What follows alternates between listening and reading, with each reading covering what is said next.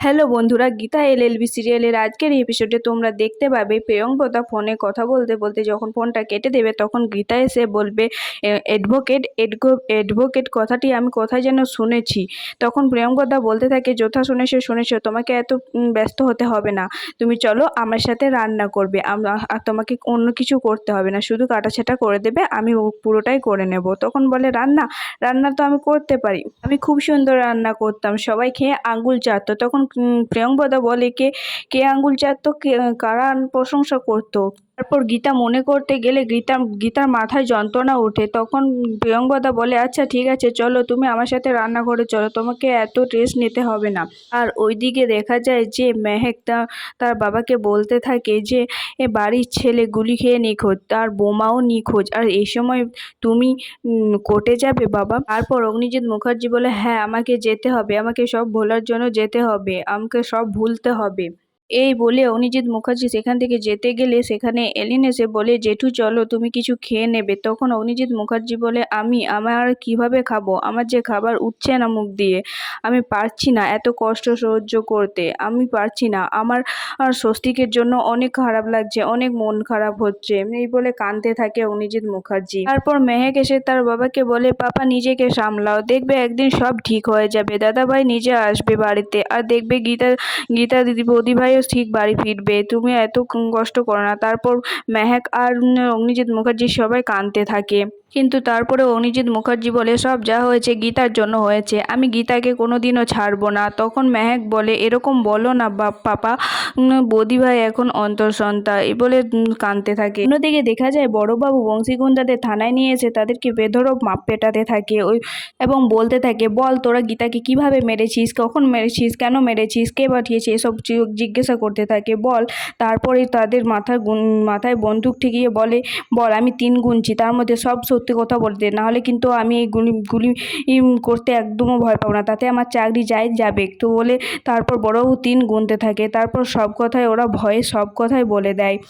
বলে, বলছি ওরা গীতা আমাদের চিনে নিয়েছিল, তাই আমরা ওকে মেরে ফেলেছি, তারপর আমরা জানি না ও কোথায় গিয়েছে। তার মানে গীতা বেঁচে আছে, কিন্তু কোথায় আছে? ওকে তো একটা সাদা গাড়ি তুলে নিয়ে গেছিল। তখন ওদেরকে আবার বলে, এই সাদা গাড়িটার পেছনে তোদের হাত নেই তো কিছু? তখন তারপর বড়বাবু তাদেরকে আবার মারধর করতে থাকে এবং জিজ্ঞাসা করে, তাহলে স্বস্তিককে কে মেরেছে, আর কেনই বা মেরেছিস তোরা, বল কেন মেরেছিস, কে করতে বলেছিল তারপর গুন্ডাগুলো বলে যে আমরা জানি না, আমাদেরকে একটা ফোন এসেছিল, ফোনে বলে আবার টাকা দেওয়া হয়েছিল বলেই আমি মেরে দিয়েছি।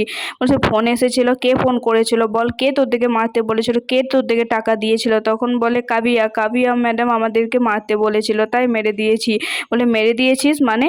বলে, হ্যাঁ মেরে দিয়েছি, মেরে গঙ্গায় ভাসিয়ে দিয়েছি। তখন বড়বাবু তাদেরকে আরো মারতে থাকে। এদিকে টিপকে সাজানোর জন্য তার বোনেরা আসে, কিন্তু টিপ কিছুতেই সাজে না। তখন সেখানে প্রিয়ঙ্বদা আর গীতা আসে। তখন প্রিয়ঙ্বদা বলে, তুমি এখনো রেডি হওনি, তোমার জন্য তো সবকিছু রেডি করা হয়ে গেছে, তুমি এখনো কেন রেডি হওনি? তখন তখন টিপ বলে, আমি তোমার কাছে সাজবো, আমাকে সাজিয়ে দাও।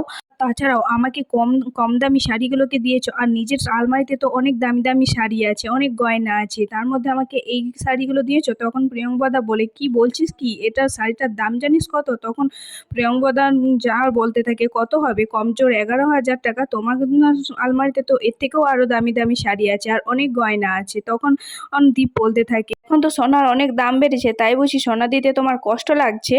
তারপর প্রিয়ঙ্বদা বলতে থাকে যে, শাড়ি তোমাকে আমি দিতে পারি, কিন্তু গয়নাগুলো আমি শুধু আমার ছেলের বউর জন্য রেখেছি। তখন দীপ বলে, কেন, তোমার তো কোনো ছেলে নেই, তাহলে তোমার গয়না শাড়ি সব আমার? এসব বলে মা মেয়ের মধ্যে কথা কাটাকাটি হতে থাকে। তখনই গীতা বলে, তোমরা এসব কথা বলো না, মায়ের সাথে এরকম ব্যবহার করতে নেই। আর এই কথাটা শোনার পর টিপের আরো রাগ ওঠে মাথায়, সেই জন্য তার গীতার ওপর অনেক রাগ ওঠে। তখন প্রিয়ঙ্বদা বলে, বেশ ঠিক আছে, আমি সব নিয়ে আসছি, শাড়ি গয়না সব।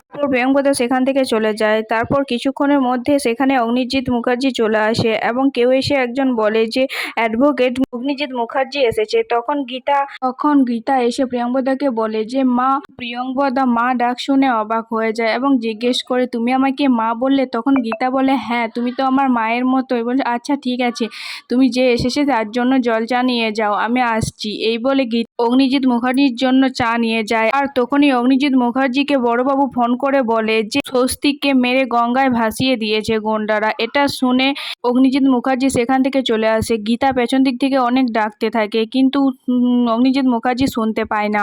পরে প্রিয়ঙ্বদা এসে বলে, কি হলো তুমি এখানে? বলো, হ্যাঁ মা, যার জন্য আমি চা জল নিয়ে এসলাম তাকে আমার খুব চেনা লাগলো, খুব